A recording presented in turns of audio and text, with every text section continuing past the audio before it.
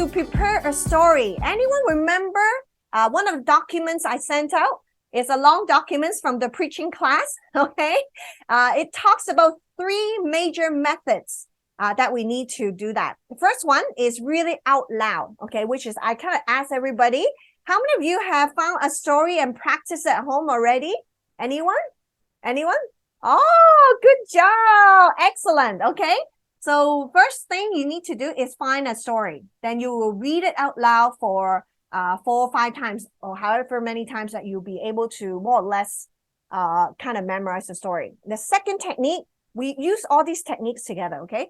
First, you read out loud. And the second technique is to storyboard, which we will do it in a minute, okay? And the third method, which is optional, but it's very fruitful, is to rewrite the story in your own words.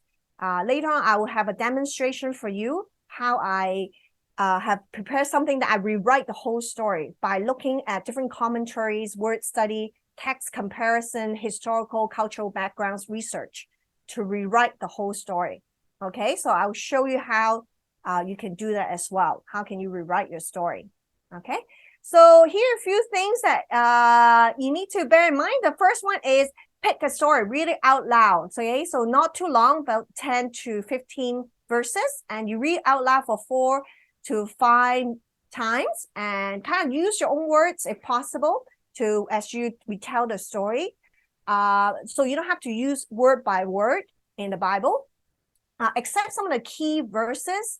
You might want to use the same words, almost memorize it. Okay, you might have a cheat sheet somewhere, because you'll be surprised sometimes if you go to places where they don't have Bible. You might be the only Bible, okay, the places that you go. So the key verses, usually try to memorize it.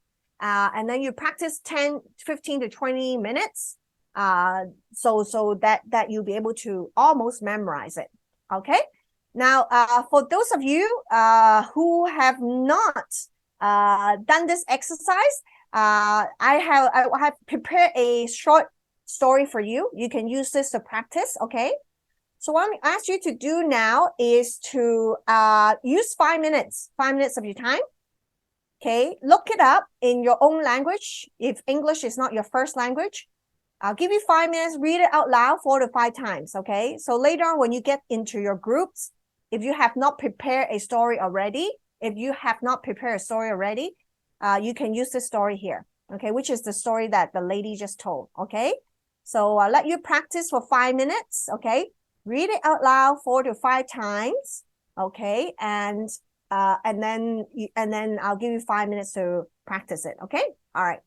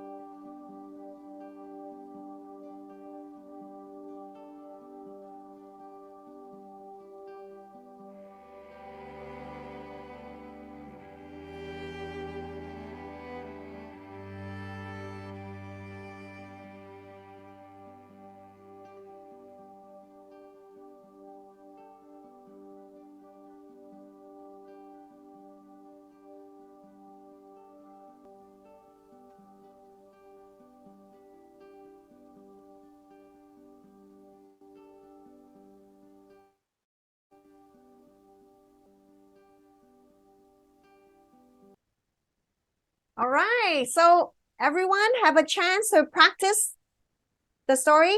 Yes, one story? Yeah? Okay, good, good. How do you feel? How did you feel?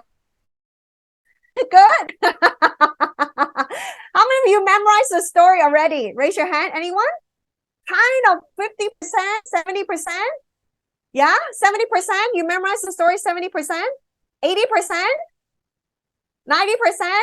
Wow, 100%. All right. Okay, I want you to do it so that you can experience it. Okay, it's rather than me telling you and you don't do it at home. Okay, we do it together. Okay, so I want you to learn this skill. So you just keep repeating, keep reading it out loud until you feel like, oh, okay, I can tell the story. Okay, so this is step one. Okay, read it out loud for a couple of times so that you can almost get a hang of the story. You'll be able to tell it. Okay. Now, the second step, what we need to do is call storyboard. Anyone know what a storyboard is? Anyone? I forgot. It's Yes, yes. Faith, yes. it's the flow of the story on a visual perspective. So you kind of plan the story in squares or section, Yes. kind of making like little segments or chapters of the story, but in picture form. Yes, very good. Excellent. Yes. So a storyboard is something that will help us to visualize a whole story. Okay.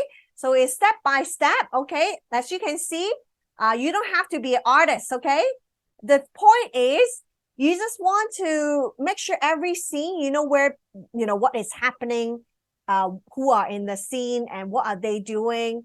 So you just wanted to be able to kind of, you know, in your head, have a mental note of what a story is about. Okay.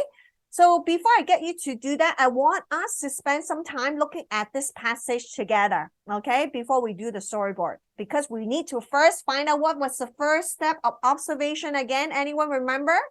What's the first step? Mike, can I pick on you? What's the first step in observing a passage? Doing the same thing again, okay, as we do this together, okay, there's no difference. So we're going to observe this passage together using our first step in a Bible study method, right? We talk about it many times, the 5W1H, okay, 5W1H. So what we need to do now is I'll give you 5 minutes. Look at this passage in front of you. I want you to answer this question: who, what, when, where, why, and how. Okay, I'll give you 5 minutes. Who are the people here? What is happening? When did it happen? Where is this?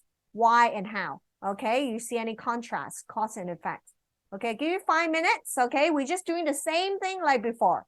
Okay, observe this passage. Okay, give you 5 minutes.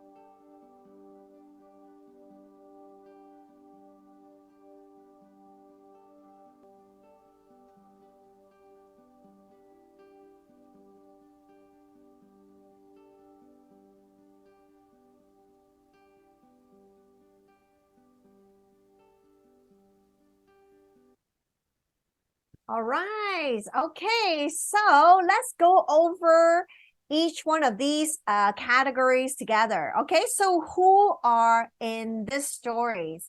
Who are in the story? Can I just pick Faith? Maybe you can just tell us. Jesus, Martha, and Mary.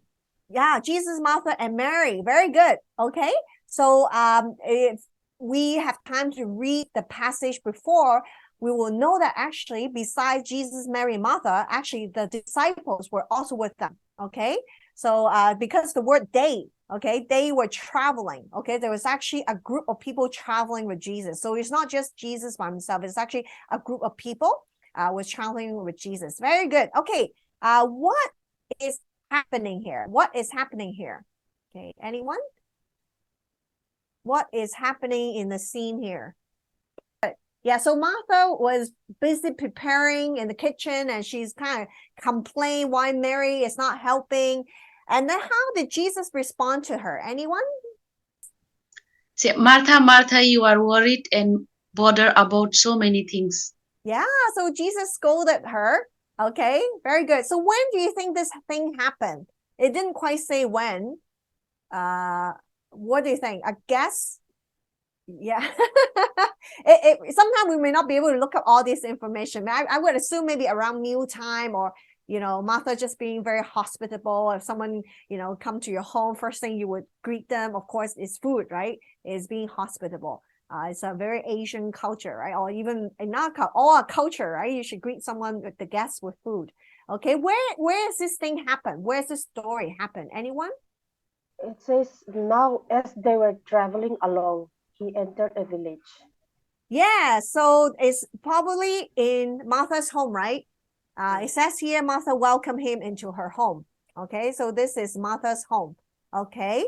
Okay, so why why Martha upset? We kind of mentioned it just now. Why Martha upset? Why did she upset? Or Yeah, Martha was upset because she was distracted when she saw Mary was not helping her yeah, of the chores. So that's what made her upset. yeah, very good. Okay, excellent. How about how? Do you see any contrast here or cause and effects? What are the contrasts here in this story? Do you see? Martha was busy Yeah. and Mary was listening to Jesus. Okay, so the contrast we can see very clearly. Martha was busy, and then Mary was, she chose to be at Jesus' feet. Okay. So anything else or cause and effects that you see? There's a contrast between what Martha asks Jesus to say and then what he actually says. Okay, very true. Jesus didn't listen to her to scold the sister, but instead he said something totally different, right? Very true. You see any cause and effect here? Yeah, so Jesus instead saying, oh, you worry about too many things. Actually, yes, cause and effect. Martha was very irritated because she was all because her sister did not help her. Yeah. Okay, very good. Okay, and another cause and effect would be like, wow, there's so many guests, right? She has to prepare a huge meal for them.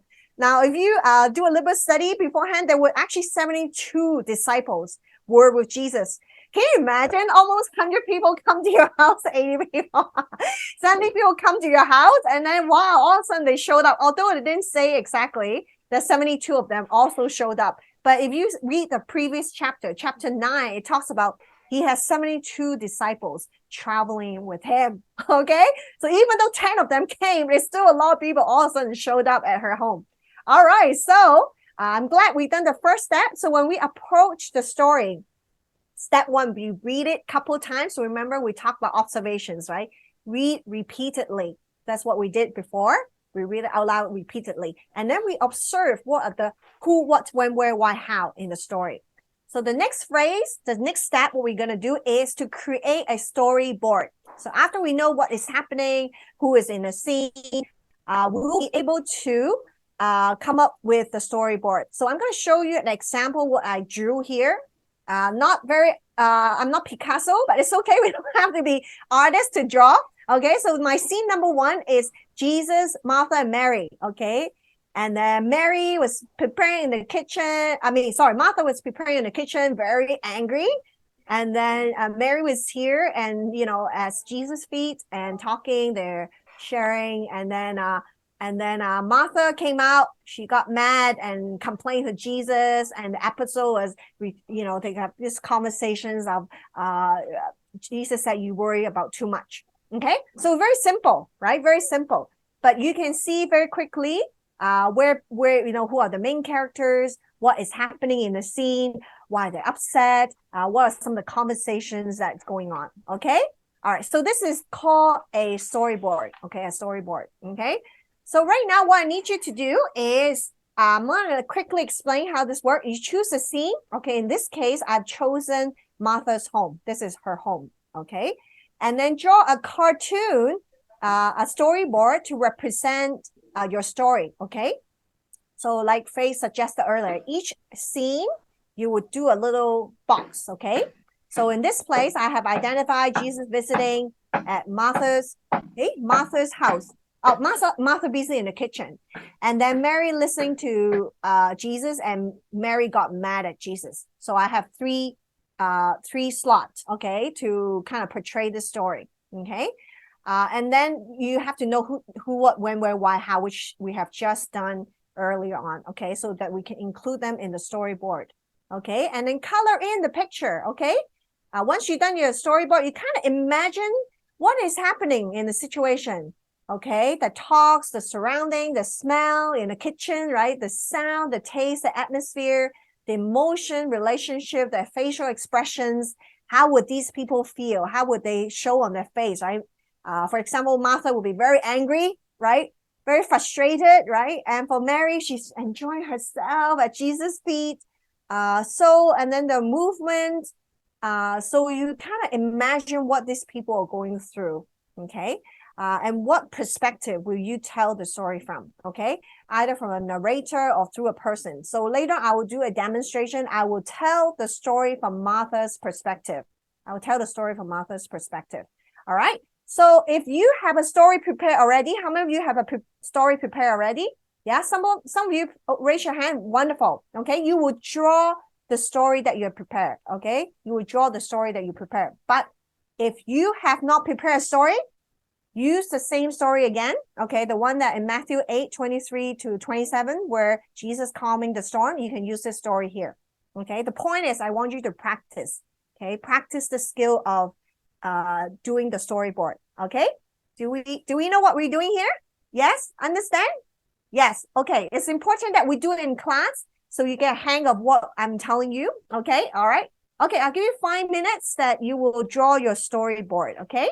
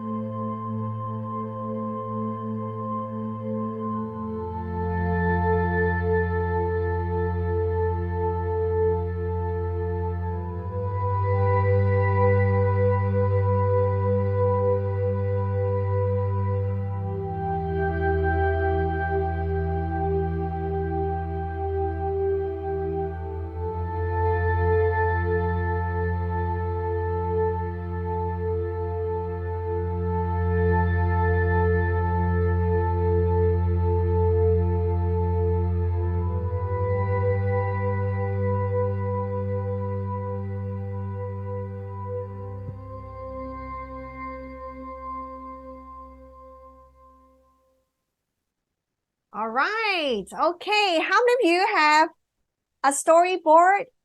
More or less? Kind of? Not yet. Not finished yet? Okay. You don't have to be, very artistic at this point. We just have to make sure it's just stick and symbols to understand. Of course, you can elaborate afterwards, but at this point, I just want you to get a sense of what storyboard is about. Can some of you show me a picture?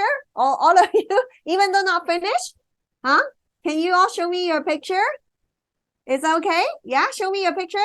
Oh, okay, very good. Okay, all right. Okay, most of you have done it. Okay, all right. Okay, good job, good job. So what I'm gonna do now is I will let you go on a break first. And when you come back, we will split it up into different groups, okay?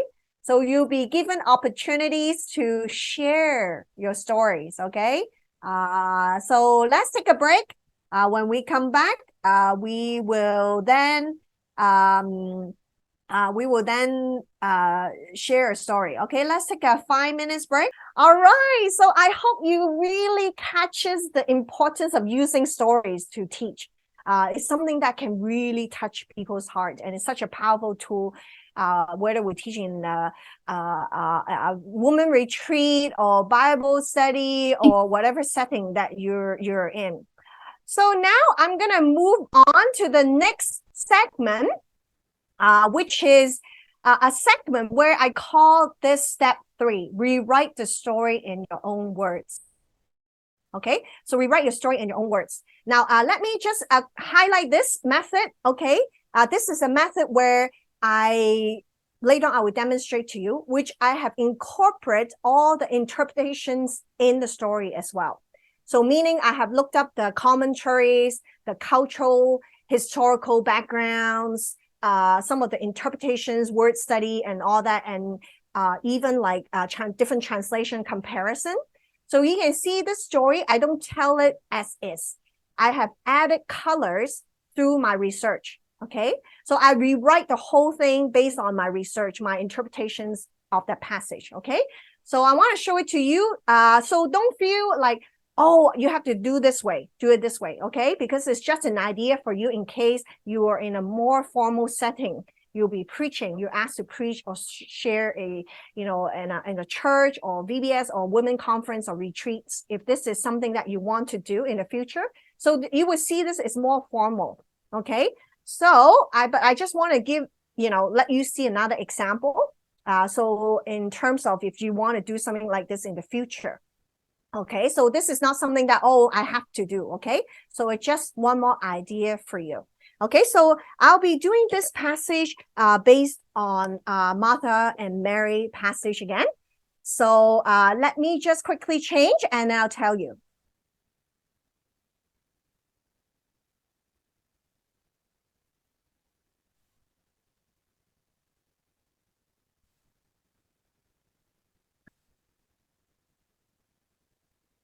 Hi, everyone. How are you this afternoon? My name is Martha. I'm so glad you come to my house today. Well, today I want to tell you a story about me. Well, actually, a lot of people know about this story, but I still want to share this story with you. Well, Jesus is very busy all the time with many ministry commitments. Well, in the previous time before he came to my house, he actually went to Bethany, the different areas, and do a lot of ministry with his 72 disciples. Wow, there was a lot of people, and they have healed many people. They have cast out many demons. They debated with a lot of Pharisees, and they even fed 5,000 people. Wow, that was amazing. But today I want to share with you a story that happened in my house, and I hope that you can learn from me in this story. This is a story of God's word. Oh, hi! I'm Martha. My sister Mary and my brother Lazarus live in a town called Bethany. Well, I love to be busy, as you can tell. Well, a lot of people say I'm like the Proverbs 31 woman. You know, that virtuous woman? That she can do many, many things a day, and it's so amazingly, and she's so talented. Well, I think I'd like her in many ways. I think it's like the Martha Stewart in your time, maybe. Well, so I really believe that busyness equal to faithfulness. Busyness equal to faithfulness. Have you noticed usually people that are important usually are pretty busy, like the pastor in the church, leaders in the church, just important people in general, they're busy, right? So I really think being busy is good. Being busy means I'm useful. Being busy means I'm important, right? Now, if you're a leader, being busy means you love God, right? Well, at least that's what everybody thinks, don't you think? Well, women in my time, usually we take pride of taking care of the house. And hospitality is something that we value. So being hospitable, meaning that we have to do our best to treat a guest. And that is hospitality in my culture. Well, wait. Shh, shh. Shh. What's that noise up there?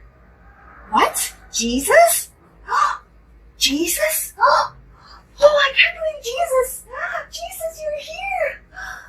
Oh, Jesus, please come in. I'm so surprised you're here. Wow. Jesus. Oh, so you just finished teaching Jerusalem? Oh, that's why you're here? Oh, that's so nice of you stopping by to see us. What did you teach about in Jerusalem? Oh, the Good Samaritan. Okay, well, tell me more. Well, actually, wait. Have you eaten yet? Oh no, you must be hungry then. Okay, I'm gonna prepare the best meal for you. Just wait, I'll be very quick, okay? I can't believe that Jesus is actually here. That is so exciting. Okay, what should I give him? What should I serve him? Okay, I got something here. Oh, I got some fish here. And 5 loaves of bread and 2 fishes. I don't think Jesus is gonna do the miracle again. Okay, I need to think about something on my own. I need to do something by myself. Okay, let's think. Okay, I need to prepare a big and fancy meal for him. Cannot be too simple like that. Okay? And he's our Lord. I need to do my best. Okay, so focus. Okay, so this is what I'm gonna do.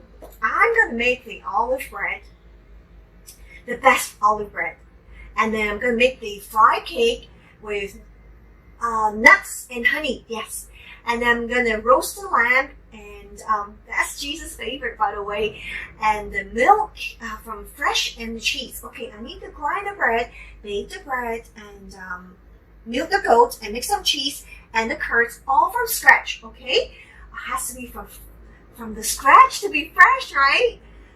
Okay, and then kill the animal, kill the lamb and drink all the blood according to the strict kosher law. Okay, and then I'm gonna do my best tablecloth. Where's my best tablecloth? Oh, here. I'm gonna put this on the table. This is the best tablecloth I ever made. Isn't it beautiful? Oh. I'll put the tablecloth. Okay, I need to find the candles. Okay, not only that. Okay, I need to get the fresh herb and the vegetables. Okay, I need to find my sister. Okay, I need to send her to the market. Mary! What are you doing here? Why are you sitting there doing nothing? Don't you know we need to prepare this big and fancy meal for Jesus? Jesus, tell her to help me. Don't you think it's not fair for me to do everything by myself? Oh, this is so frustrating. Do you feel like that sometimes? That you are the only one who's doing everything and no one ever recognized your work? And to my surprise, Jesus actually said to me, he said, Martha, why are you worried and bothered by so many things? There's only one thing necessary, and Mary has chosen the good part, which shall not be taken away from her.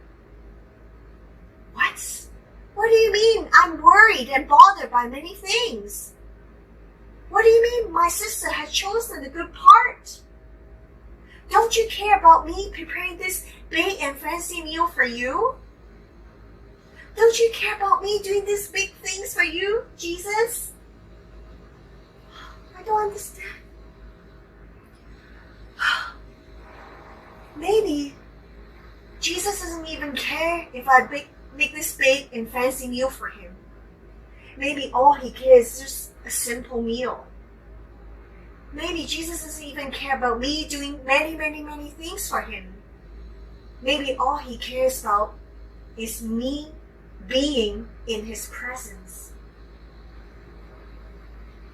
Maybe he really doesn't care if I make a big fancy meal after all. All he cares about is my attentive heart instead of a distracted heart. Do you feel like you need to do big and many, many things to please Jesus? Do you feel like your busyness of life and the work that you have become a distraction for you to be in his presence? When we honor work as God, we miss out being in the powerful presence of God. When we honor work as God, we miss out being in the powerful presence of God. And this is the story from God's Word.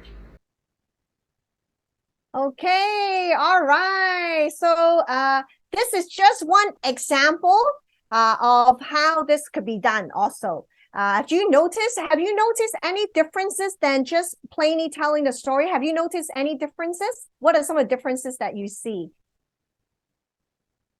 Faith, yes? You told it from the perspective of Martha herself rather than from a third person point of view. Okay, very good. Excellent. Sorry, the video is kind of soft. You cannot hear the videos very well.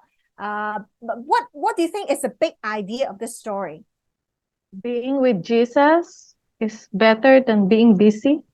Yeah, okay, very good. I'm so glad you catch that. Okay, very good. Have you noticed any things that are different in the story than plainly telling the story besides, what being mentioned? What other things that you observed? Actually, what we have seen is that it's more engaging. It's because there's you really prepare for a costume, and then you soak yourself as the Martha. So as if we are back in that time. So we see Martha face to face or on online, and it's kind of it's interesting, more interesting than just reading reading the book to someone. Yes. Okay, great. Thank you, Mike. Okay, so anyone else would like to share something before I move on? Yeah, Shirley, yes. You shared a lot of details about what hosting would look like, I think, to make it come alive and help us understand what the busyness would be rather than just telling the plot. Yeah. Which was great. Yes, thank you, Shirley. So this is later on I will show you. I think maybe I don't have enough time today. So what I'm going to do is I will record a video how I prepare this whole sermon from step 1 to 10. Okay, so I shared a little bit earlier. I incorporate a lot of background research as I write the lines. So there's a part interpretations. So you will see the story, this one being told. It's very incorporating even applications. I kept asking you questions. So the whole process of BSM is in this whole process. But one thing I want you to pay attention to after you tell a story, this is something that you can ask the group. Okay.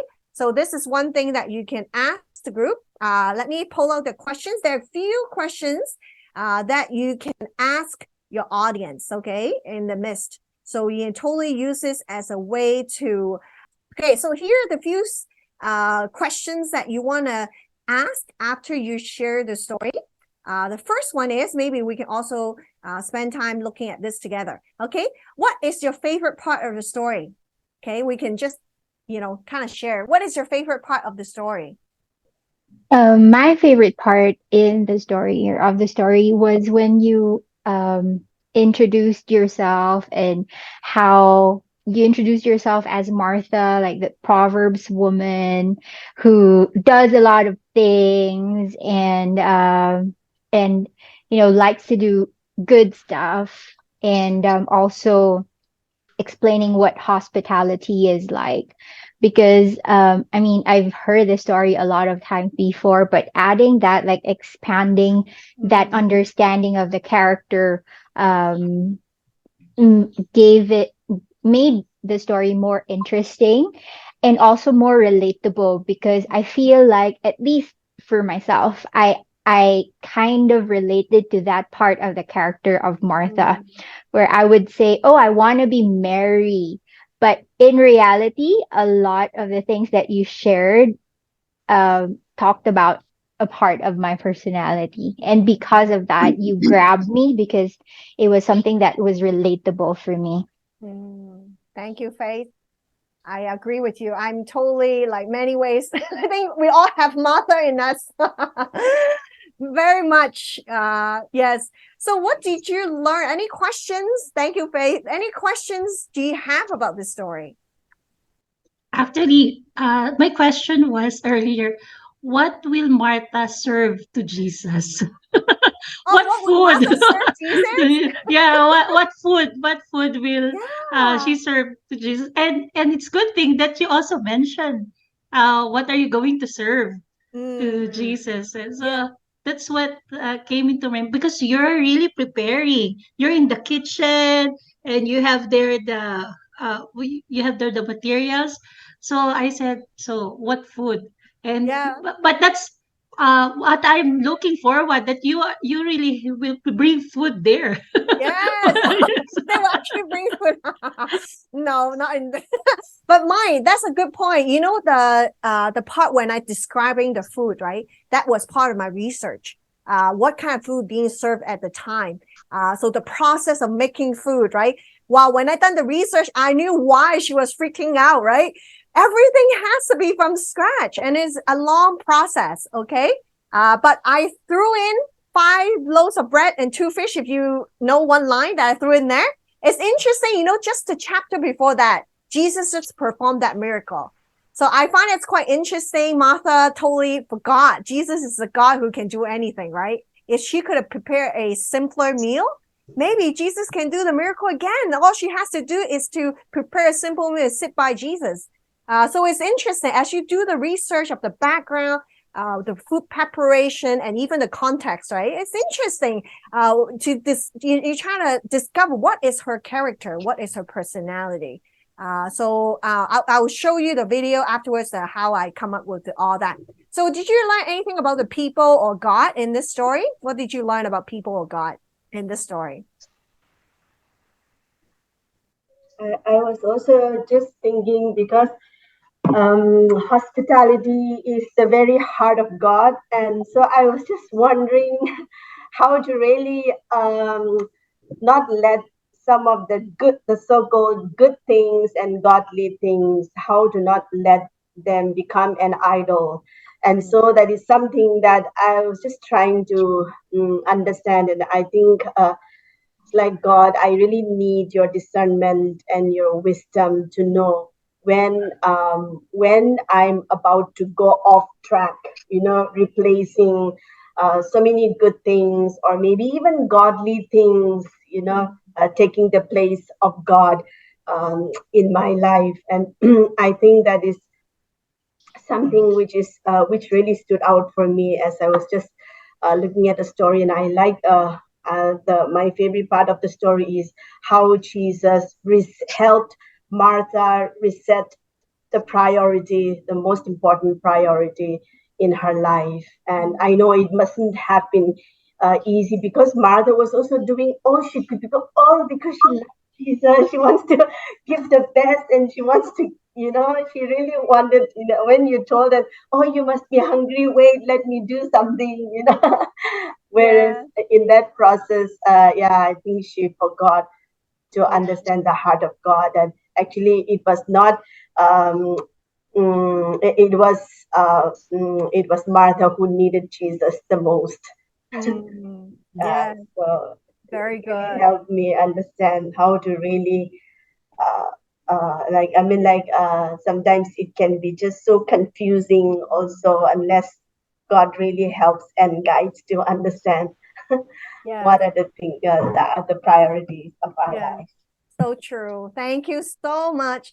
So as as you tell your story, I'm gonna give your assignment in a minute. Okay, these are some of the questions that you can ask your group. Okay, after you told the story, after you tell the story, these are some of the questions that you can ask. What did you learn about God? What did you learn about people? What's your favorite part of the story? What are some of the questions that you have for the story? Okay, so just few things I want to highlight before we leave. Sorry, take you another 5 minutes if it's okay. Discovering the heart of the story is very important. So where is the missing love in the story? I think Martha missed out the opportunity to listen to Jesus because she was distracted and worried to prepare a fancy meal. So sometimes we can also be distracted by many things in life, the details, the busyness of life, what is new, what has not been was not there before perspective. Serving is not bad. It's not a bad thing. Have you noticed Jesus didn't condemn her? Hey, you shouldn't be working. You shouldn't be doing. He actually said you worry about too many things. So you're trying to do too much, right? Trying to do too much. What is something that we need to focus on instead of trying to do everything? So it's something that I find it is quite good in a sense because we all have to do something, right? Someone has to do something. But what is being too much or worrying about too many things? What is the driving force? I think the most important lesson is building intimate relationship with God first instead of being distracted and worried about the details of life. So it's talking about the priority in this story. So I love how the phrase is really talking about a distracted heart versus an attentive heart for the story. Last but not least, a few more things. What would be the modern day translation of this situation? Sometimes we equal busyness in life ministry also equal to faithfulness, right? Bigger program, bigger ministry, busy with many things. Or we drawn to people praises. And, it's interesting how Martha make the comment of, hey, you should tell her to come help me. I don't know, you sometimes also feel the same way when you serve alone. If someone no one noticed it, we might feel angry, right? How come no one's appreciating my effort? Or we trying to be savior mentality. We're trying to do it all. And I can do it. I'll do it best. Okay. Spending time with God, building relationship with God, could be a chore sometimes. So it become the least priority in many other important things sometimes. Efficiency or ministry have become the main priority, almost like God. Wrong priority, right? We replace our serving with the intimate relationship with God. So we kind of replace that. Last but not least, what speaks to you most personally? For me, I find it personal ministry. Do I measure my own worth based on how busy I am? I'm so much like Martha in many ways. And sometimes I want to learn like Mary. Sometimes we kind of measure our own worth by how busy we are. So when we honor the work as God, we miss out on the powerful presence of God, which is the emphasis of the story. Okay, so I will make a video of, if you're interested, how this process being made, incorporate other research and verse comparison. I will make the video. And so if you're interested, I will share with you my process, how I come up with it. It was a process that I gone through the research, incorporate into all that. So it could give you a good example.